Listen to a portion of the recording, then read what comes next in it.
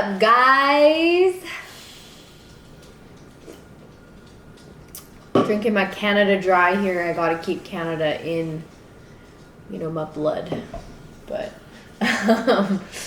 Mike and I just got home from Mike and Deanna Camacho's. We were watching the UFC fights tonight, just chill. And we did one of those anonymous message things on Instagram for the stories. I did one yesterday. We got a lot of really good questions.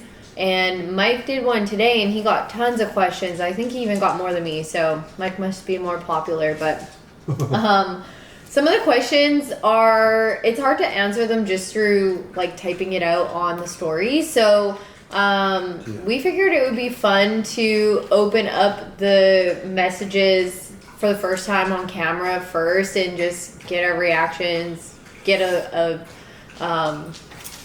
video response to it, and something fun for our YouTube channel. So we're going to answer some of the questions. There's a lot of them, so we probably won't show all of them, but you good over there?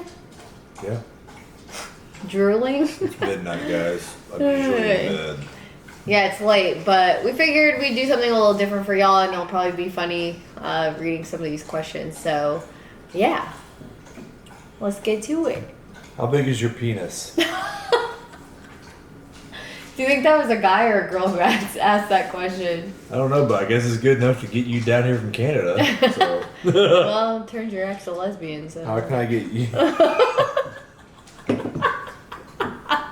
It's diving right on into the meat potatoes. That was a good one to start off with. Whose farts smell worse, yours or Megan's? How come that one was also on mine? Wasn't that one on mine too? Oh no, that was on mine too. I don't know. Okay, but I could just smell your burp. Well, I just took 30 vitamins. I will say that Michael's farts are definitely worse than mine. You can taste them. That's how bad they are. Which dog is your favorite? They all are. Personality or looks for you? I think that personally, I think you need both. You want to be physically attracted to them, but they have to have a personality. If you're ugly as fuck, but with a good personality, you think you're going to go up and talk to them? But you're attracted to them first. But I will say, overall, I look more in personality because I want to be with someone that's going to keep it exciting and interesting, and we can have good conversations and make me laugh and all those things. Back at, obviously before we dated, I, met guys that I thought were attractive and then, couldn't even fucking hold a conversation. So I'm lucky I have a husband who has both. Biggest regret? Moving to Texas? No. Mine, definitely doing PEDs early on in my bodybuilding career. Yeah. For sure. I was so, I guess, not motivated, but just do whatever it takes kind of attitude, which is good in some circumstances, but I think I was natural for the first 3 shows. And my first show was the Phil Heath 2015. That was when there's 2,000 people with crossovers. We didn't go on for Men's Physique until I think it was 3 a.m. It was a huge show. And I got fourth. I got fourth at novice out of 30, 40 people, and I was so fucking happy. But yeah, my first 3 shows, I was natural, and I wanted to get to the top then, and quickly as I could after that show, and I just wanted to get going, and so I think I should have waited and pushed myself naturally before jumping on any PEDs. Yeah, so. I have no regrets. No regrets. That's her tattoo. Live with no regrets. Vivre sans regret.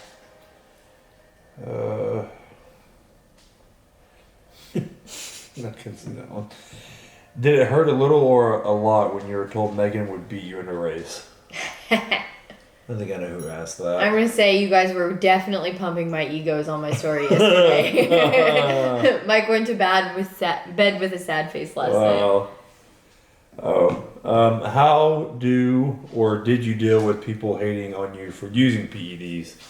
So, I mean, I can't answer it because I think I was talking to you about this earlier. I don't know because I never got hate on it directly to me, or I've never even heard any rumors from it about the situation regarding it. But I mean, like I was saying, with anything, over time, you guys will learn that this industry is full of, I guess, opportunists, I guess, or just people who are going to try to one up you and just always be better than you, even though you're having a great amount of success. And all you can do is just put your head down and just go. Just who cares? Just focus on yourself. No matter what it is, if people have opinions on you, who the fuck cares? Honestly, if you win shows and do stuff, your way that your coach tells you, you're gonna get celebrated for. You're gonna get hate on. If you lose and do shit someone else's way, you're gonna get hated on either way. So either way, you're gonna get hated on. True. Keep hitting the same one. Cool. Do I read stuff like that, or? Doesn't matter. How many active clients do you and Megan have? We usually fluctuate between like 80 to 100, depends. We have a challenge coming up that we're starting next week, and so far we have almost 30 people have signed up, which is kind of the cap that we were kind of wanting to set it at. Yeah. Oh, son of a bitch. No question here. Just wanted to tell you that you have inspired me in all areas of my life to continue to push through the hard times. Dope.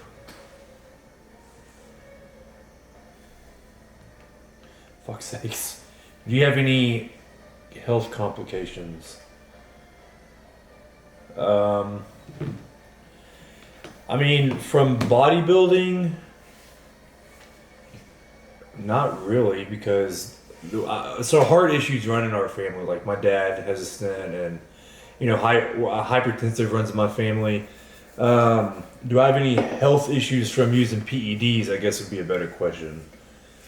I mean, I have an enlarged heart. I think that's every athlete, but mine's a little bit bigger, and I have regurgitation of, I don't know which. 3 valves. Is it all 3?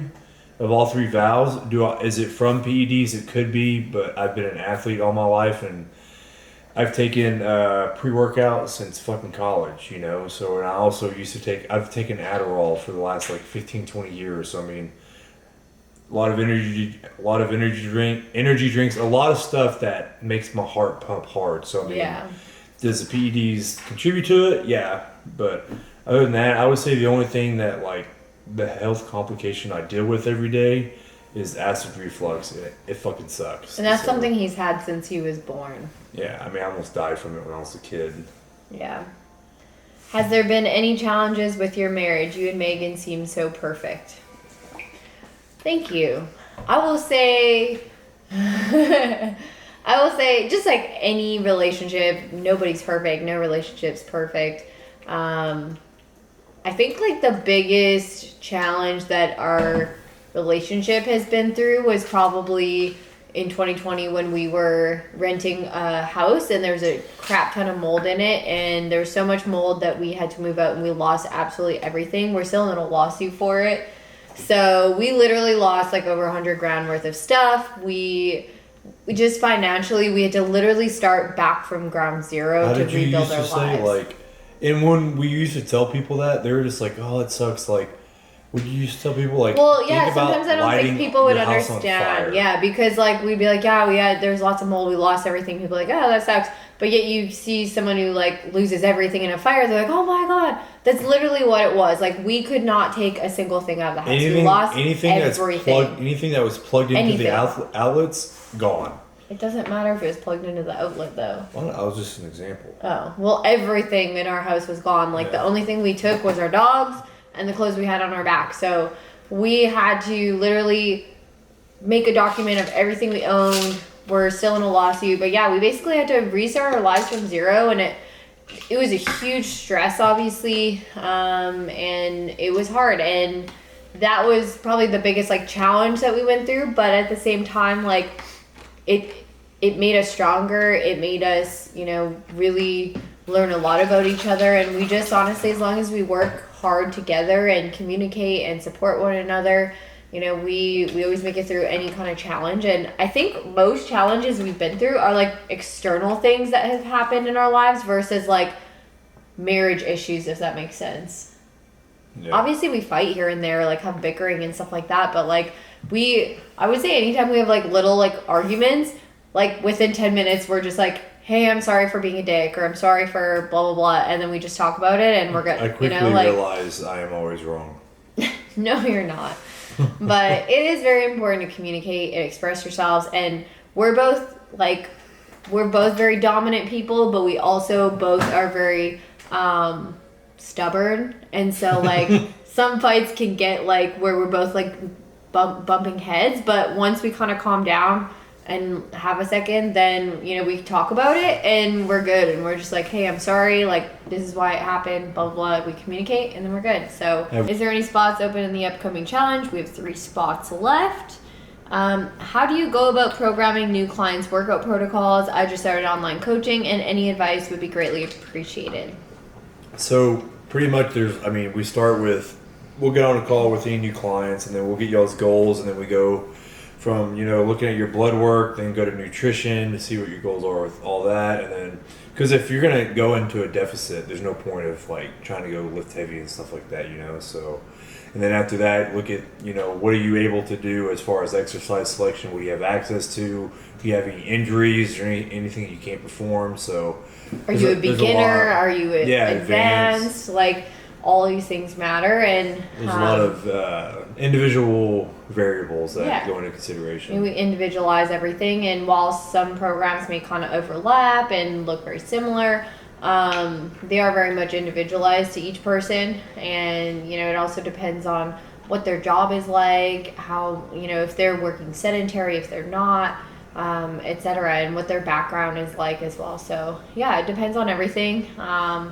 When programming volume and, you know, exercise selection and all those things, that's just way too much for us to get into right now, because that could literally be a lot. Different goals. But I mean, if you're new, continuing education, so like learning from others, taking courses, stuff like that, is super helpful for sure. Sorry if my answers aren't good. Literally like 20 minutes ago, he's like, I have so much energy. Yeah, well, how important is blood work? My coach wants me to get my metabolic panel done this week.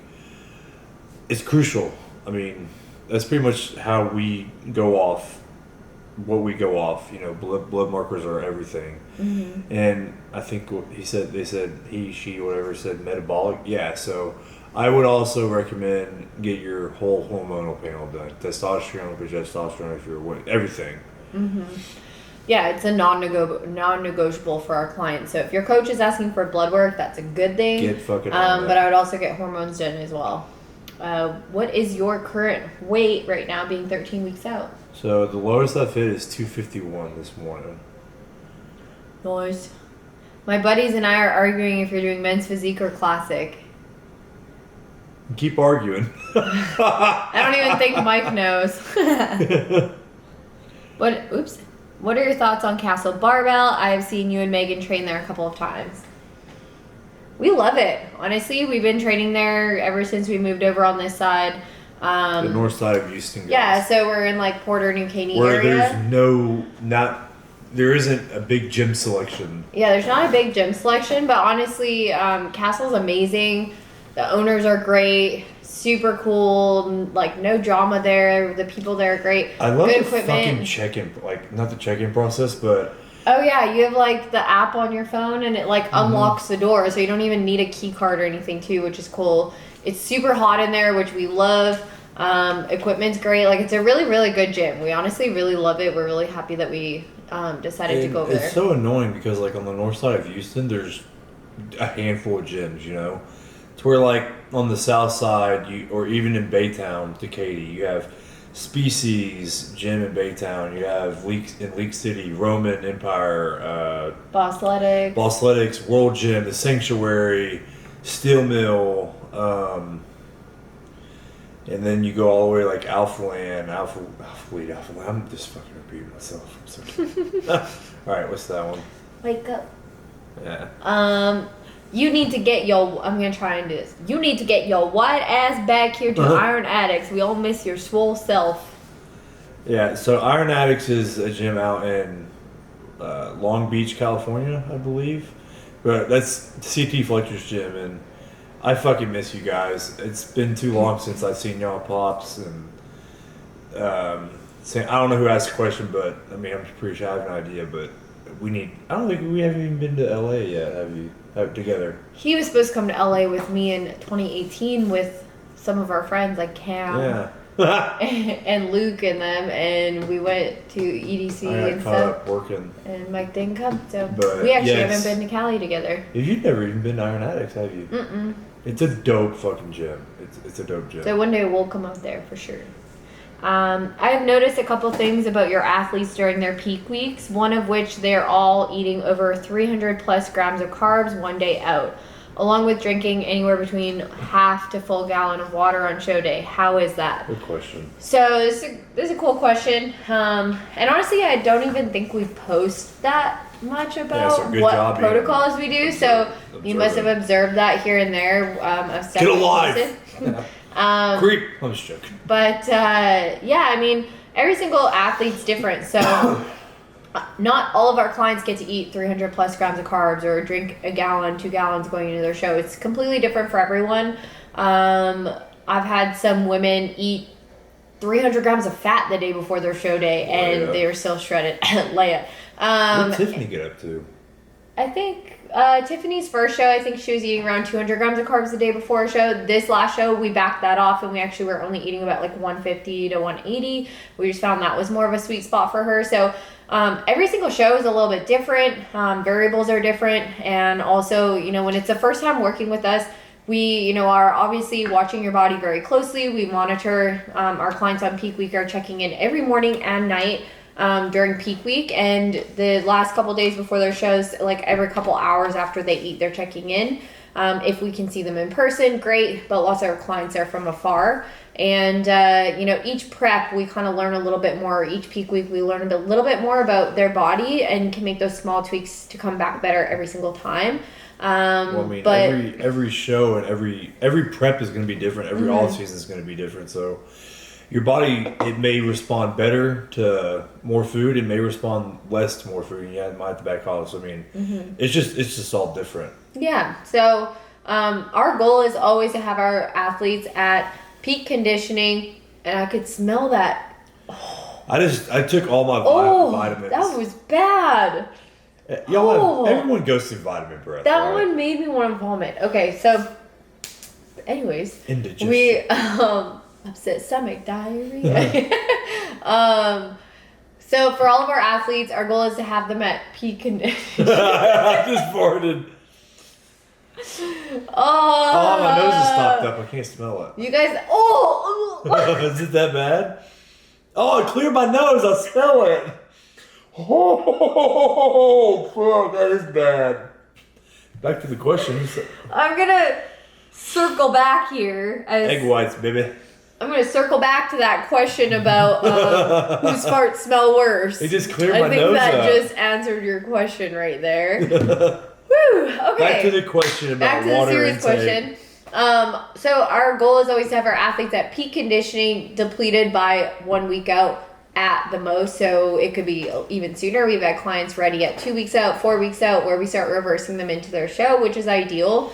But yeah, we want to basically. Well, I mean, thinking about how much it stunk. But also, nothing's gonna happen during peak week. At least for us, we view peak week as you're done. The work is over. You should be ready to go. Peak week is for rest and recovery. Rest, recovery, de-stress. We don't need to be doing 3 hours of cardio. No, we back off your cardio. We start filling your food out. We really monitor it morning and night throughout peak week, sometimes even midday, just to see how you're responding to the increases we're giving you. And then water intake, we don't want to pull water down because that's going to make you flat. So we want to keep water in. For the most part, we kind of water load at the beginning and start backing it off. But again, every single person's different. on what we do with that. In regards to electrolytes, we keep electrolytes consistent. We don't want to pull sodium and potassium. That's going to raise aldosterone, which is basically releasing stress and cortisol out of your adrenal glands, which is going to make you retain water. So we want to make sure that we're keeping all these variables in check. Stress is minimal. And your metabolism's on fire at this point. I always say it's like that point of no return where you're so shredded, you're so depleted that a lot of times when you're filling up with so many carbs, it goes right through you. So it's not all about only filling up on carbs. We also need to fill up on fats. Fats are also going to help you retain that fullness as well. So that's also where a lot of coaches go wrong. They fill up on a shit ton of carbs, they drop their water, drop their sodium and potassium, they still look flat as fuck. And a lot of them give diuretics too, which we don't. So, there's a lot that goes into it, and each person, the manipulation's a little bit different on what we do, but realistically, we don't want to do crazy things on peak week. I would say a good chunk of our clients are able to eat a good amount of food going into their show. They feel great, they're full, they're tight, and on top of it, I would say like 80% of our clients, maybe 70% of our clients are all natural. So, we're able to do all of that even as a natural athlete. Yeah, and about the diuretics, there's a time and place for it, but it's just so unpredictable, and it's just you have to know how to. You have to know their body. You have to know how to take a diuretic. You can't just take it. Yeah. There's certain things, again, electrolyte balance, water intake, etc., that you need to manipulate with it if you are going to take a diuretic. But majority of people shouldn't need it.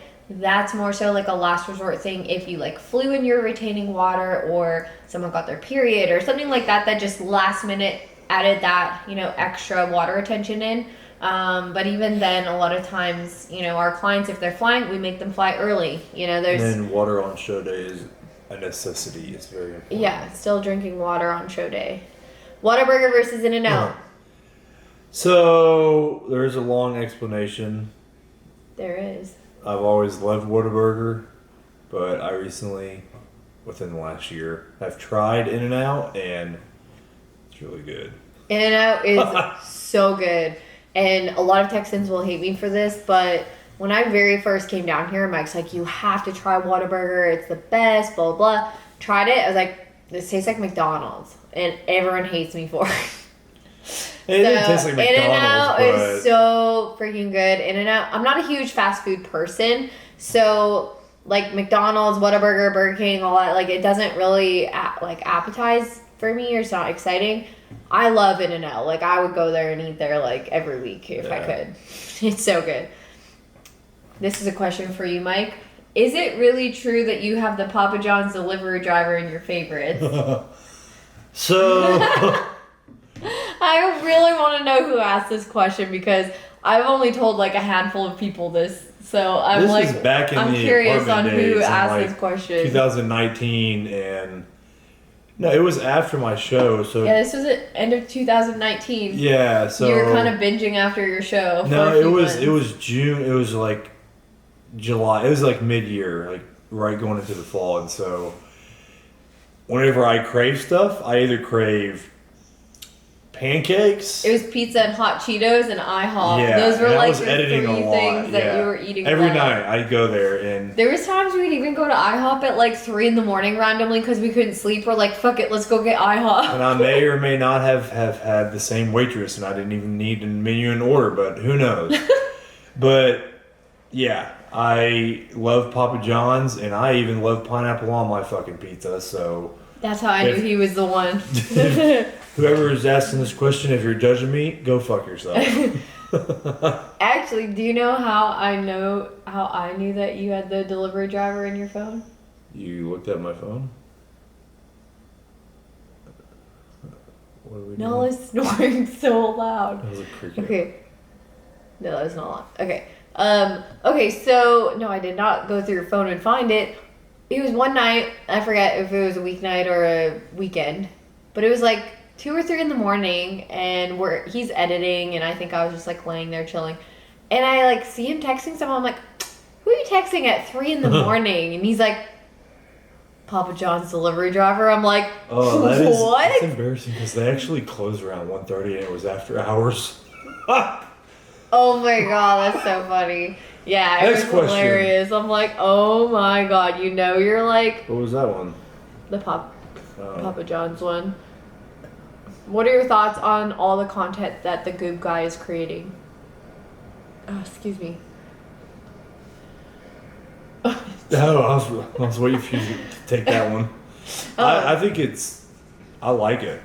Keeps me entertained, and it brings the, like I was telling you guys earlier in the question, is that there's a lot of opportunists in this industry, and you know, a lot of people are going to do what it takes to get to the top. And even if it means fucking over people, lying, friends, being fake. Yeah, and like, again, you can't believe everything you see on social media, you know? So, I mean, to have someone out there to not even necessarily expose people, but just to bring an example of, like, you know, doing Photoshop and then frauds. Like, if you have there's a lot of frauds in coaching. There's a lot of just disrespectful pieces of shit as males that take advantage of their clients, and you know, there's a lot of them out there. And if you just can get one big story, like he just dropped this Sam guy, you know, maybe that will scare a lot of those people and bring awareness to a lot of newbies in the industry. Yeah, I think like it's really important for people, especially like kind of newer people to fitness industry and stuff, to understand that there is a lot of fakeness in this industry, like most industries, but I don't think a lot of people realize how superficial it can be, and they're like, I want to look like that person, so I'm going to follow their glute program or whatever, and it's like that person photoshopped everything. And so I think it is important that someone's finally calling out the bullshit. And sorry, go ahead. And yeah, I mean, I lost my thought, but I like Kenny KO. And Kenny KO is kind of the same, but he's like more funny. of an asshole, but he's funny. Well, no, he's not an asshole. He's just direct.